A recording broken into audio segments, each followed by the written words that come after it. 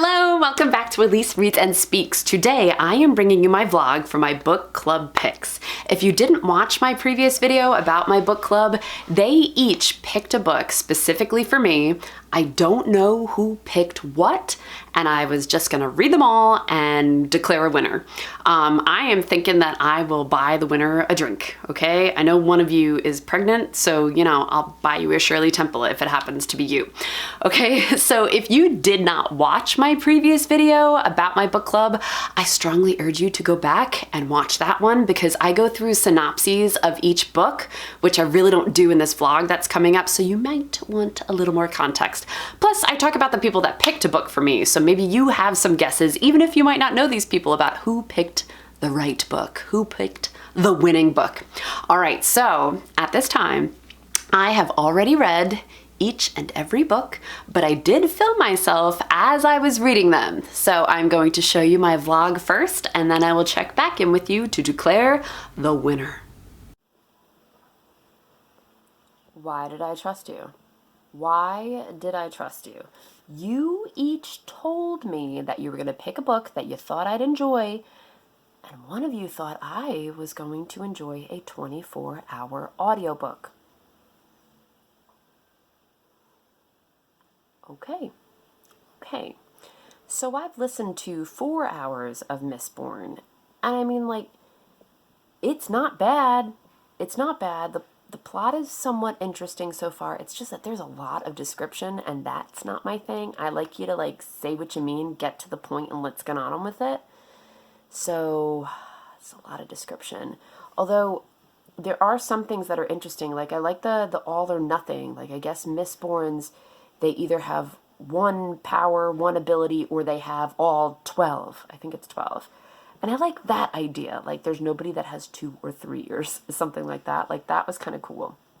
But 4 hours into an audiobook, not a lot has happened. And it's probably because there's 20 more hours to go. But, you know, there's a lot of people on BookTube that love Brandon Sanderson that I'm friends with, and I watch their videos, and I'm like, okay, let me join your club. I want to be with you. I want to be pro Brandon Sanderson. I'm not with you yet. But hopefully in the next 20 hours, I'll get there. So I'm 11 hours in now, and I will say that it is picking up a little bit, but not as much as I would have hoped. And I keep having this struggle in my head, like, would I enjoy it more if I was reading it physically? But then I think, I don't think that's it. I think it's an adult fantasy. There's a lot of description. And I feel like it's taking a while to get to the point, to get to the action. That's not to say that it's bad, because there are some scenes that I am enjoying. I do have to say something about the audiobook, though. We're focusing on the main character of Vin, who is a female, okay? But I keep thinking Vin is Guy because of Vincent. And also, the audiobook narrator is male. Like, I understand that it's not told in first person, so it doesn't need to be a female-ish voice, but also to have like a male voice voicing a female main character. I don't know. I kind of felt like it was a weird choice for narration for an audiobook. But I mean, I could be wrong. Maybe something will switch. I mean, the narrator himself is good. Like, he's a good narrator. I feel like I just keep getting confused, though, which is stupid because I've been listening to it for 11 hours, and I know that Vin is female, but I feel like my brain is like, bah, male voice. I don't know. All right, 13 hours to go. I'm more than halfway through, and I'm still not liking it. I'm really bored. I'm really not liking any of you right now. Except for Michelle, because there's no way in hell she would have chose this one. Alright, so I'm about 75% through now, and there are some scenes that grab me, and then I'm, like, super interested in. And then we go back to talking about metal. Like, I don't know, maybe Allomancy isn't for me. Oh, I really want to like this. I really do. I want to like Brandon Sanderson. And it's not like it's a badly written book. It's just doing nothing for me. But let's see if he can pull it out in the last 5 hours. I did it. I finished Mistborn. All right, so let's talk about what I did like. There were some things that I did like in there. Like, I had liked Vin pretending to be some lady and falling in love and having some suitors. I mean, I liked the romance portions of it. I was into her relationship with England. It's just all the other slow moving stuff. I mean, like, I like the idea of allomancy and harvesting these powers within yourself. Like, that's cool. I just wasn't into hearing about metal. I don't know. It's just not my thing. And it was slow moving. I mean, it was long and it took a while to get to the point. So it kind of makes me wonder if adult fantasy isn't for me. Maybe I just like young adult fantasy because it gets to the point quicker. But again, that's not to say that this was a bad book. It was just long. I think I'm going to go with a 3 for this one. Maybe 3.5 because I mean, again, it was well written. It's just long. It's long. I need you to get to the point. Okay, so like 3 to 3.5. Final answer. So I'm about a quarter of the way through Impossible, and I am into it so far. So this I knew was going to be kind of witchy with some weird type of family magic going down. This is where the madness gets passed from generation to generation. I was not aware that there was going to be some sexual assault at the beginning. And I know it sounds weird, but like I like when stories have something hard hitting in there. Like, not that I like when there's sexual assault involved, but I mean, like, this is going to be a harder hitting story than I thought it was going to be, which makes me excited. So hopefully this holds out for the last 3/4 of this book. About 75% through now, and it's gotten weird. It's kind of weird. That's not to say I'm not enjoying it. I am enjoying it, but it's a weird book. So again, I think this is Anna that recommended this one to me. And if this is something that you really enjoyed, I am going to recommend a weird book to you. This kind of makes me think of Swoon. I forget the author's name, but when I remember it, I'll link it down below. That was another strange book. Wouldn't usually recommend it to people, but it's the same kind of like, this is weird. I like it, but it's a little weird. All right, let's see if this book can stick the landing. We are not sticking the landing. Like, I thought I was almost done with this book, and I still have an hour left. Like, what happened? I mean, there was such interesting stuff about this, like, witchy curse that's passed down through generations. And then it's too much teenage pregnancy, and I don't really care about newlyweds, like, especially around that age. I don't care if you're 20 and newly married. It's not going to go well.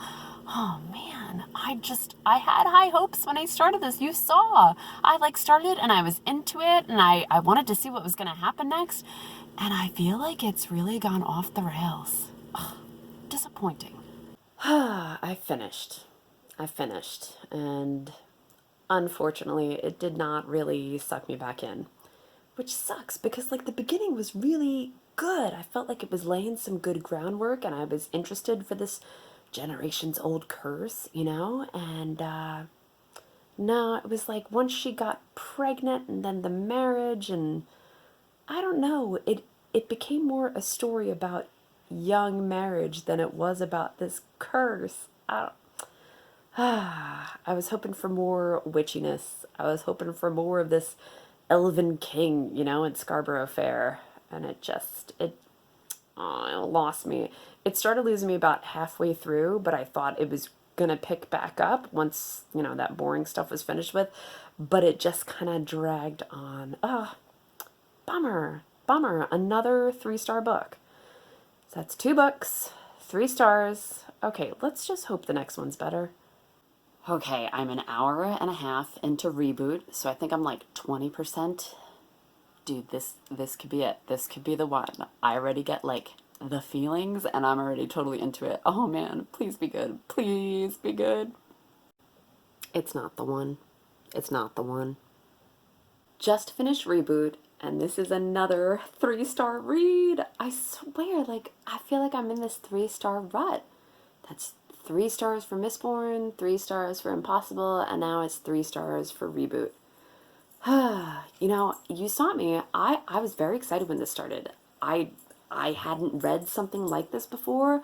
I thought the premise was interesting with these people dying and then being able to come back to life as reboots and battle for whatever type of country they lived in. Like, it was just different, you know? But as soon as she started training that guy, I could call the rest of the book. And it's like, yeah, I read a lot of predictable things. I love YA. All of YA is pretty much predictable.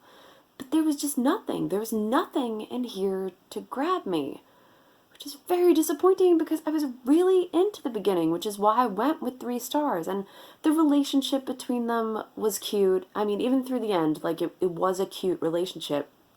I was just very disappointed with the overall story, and I won't go on to the next one. Wow, I'm like 40% of the way through Know My Name. I'm listening to the audiobook, and it is really good. Like, I had high hopes for this one, and I really wanted her to not even reclaim her story, but tell it from her perspective, and I wanted to hear what she had to say. Man, it's so freaking good so far. Like, oh man, I'm so into this. And I hate saying that I'm like into it because, I mean, she's a victim of sexual assault. I'm not into rape. But I really am into how strong this person is. Like, listening to the audiobook, and she is the one that's actually narrating her own story. And I just think of how strong she must be to go through that, to write down everything that happened to her, and then also put it out there to the masses.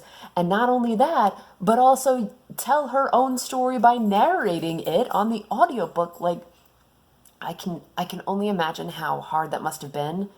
And at the same time, it's like she gets to tell it her own way all the way around. It's so good. It's so good. I just finished, and that was really great. Like, I think I'm going to give that 5 stars. That was just, I think that might be the best memoir that I've ever read. It was, so good. It's so good. And it wasn't just because it was her story. It was because I also learned something from it, and I also felt like a fire was ignited within me to speak and campaign for survivors, you know? And even just the smaller things of her recording her interactions with just, you know, regular Joe Schmoes on the street and being approached all the time, like, hey, can I give you a ride? Hey, why don't you come home with me? It's like, guys just don't understand that happens to girls all the time. All the time. I can just assume that when I'm walking alone on the street somewhere, somebody's going to say something that I just don't need in my life, you know? It was so good. It was so good. And I'm going to be thinking about that one for a while, and I'm probably going to recommend it to everyone. And I'm also going to recommend the audiobook because she reads it herself, and you could hear her get choked up at parts, and I felt like I was getting choked up for her because I could just understand how important it was. Oh, wow, that was a great, great book.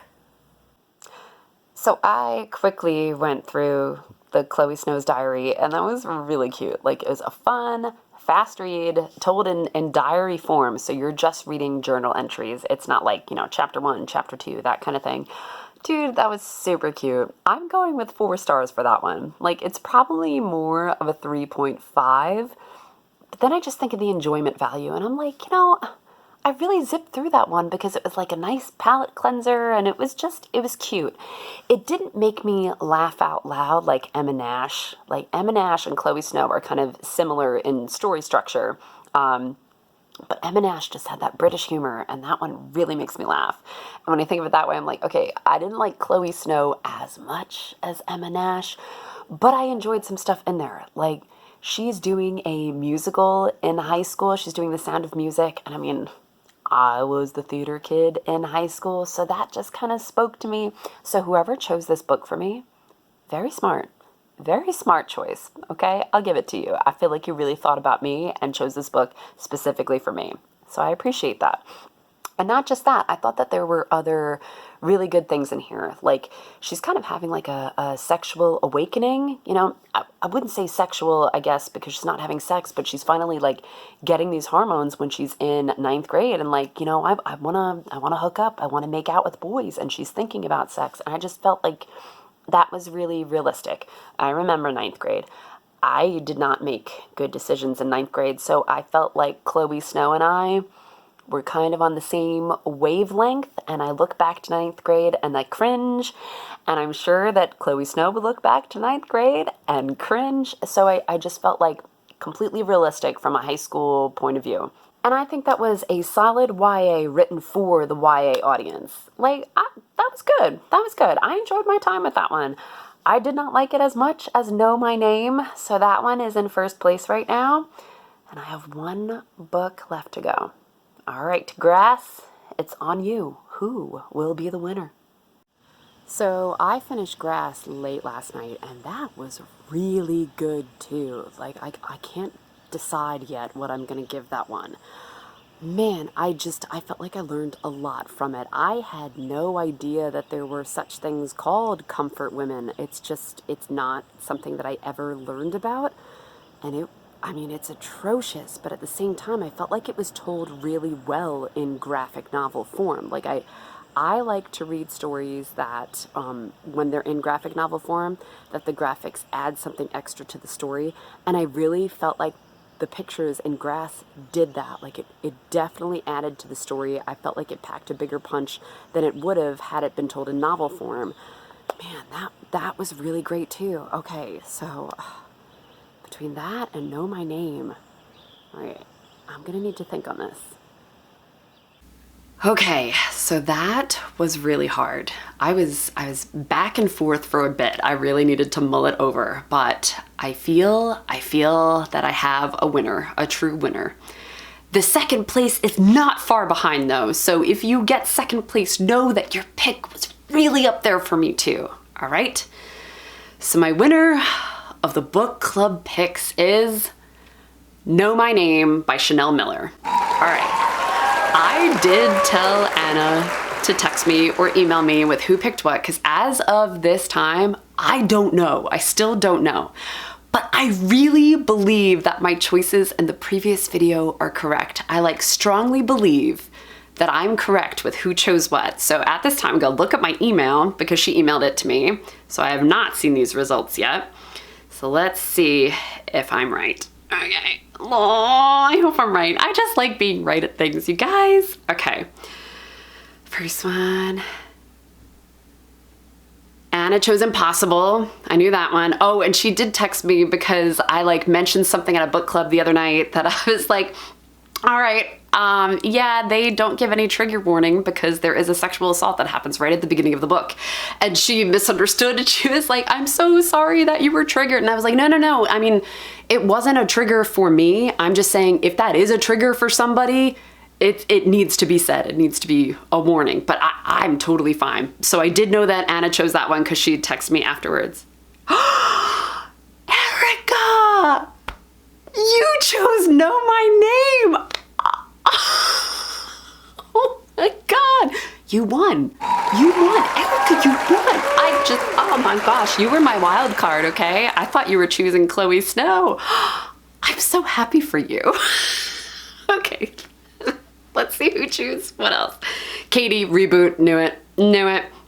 Michelle chose Chloe Snow. Okay, so I had Erica and Michelle switched.